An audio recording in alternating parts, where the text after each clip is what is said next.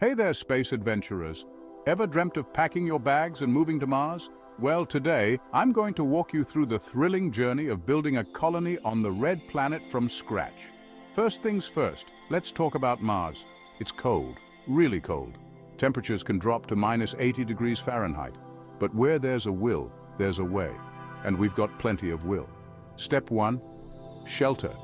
You can't just pitch a tent. Mars has a thin atmosphere, and it's bombarded by radiation.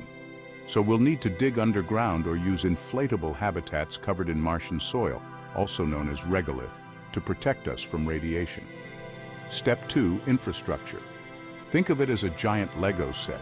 We'll need to ship prefabricated modules from Earth and assemble them on Mars. Solar panels will be our primary energy source, and connecting them efficiently is crucial. Now, onto farming and cultivation. Growing food on Mars isn't just a sci-fi dream. Studies show that with the right nutrients, Martian soil can support crops. Hydroponics, where plants grow in nutrient-rich water, will also be a big part of our Martian diet. Imagine biting into a fresh tomato grown on Mars. Water? That's a tricky one. Mars has ice, and we can extract water from it. Plus, we can recycle water from human waste using advanced filtration systems. It's not glamorous, but it's survival. Speaking of survival, let's touch on Mars's environment. Dust storms. They can cover the entire planet and last for months. Our habitats will need to be sealed tight and will rely on stored energy during such storms. Lastly, the human element. Mental health on Mars is critical.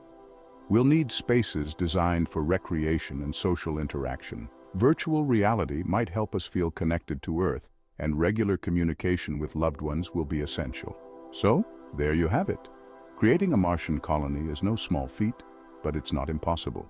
With technology, determination, and a bit of ingenuity, we can turn the dream of living on Mars into a reality.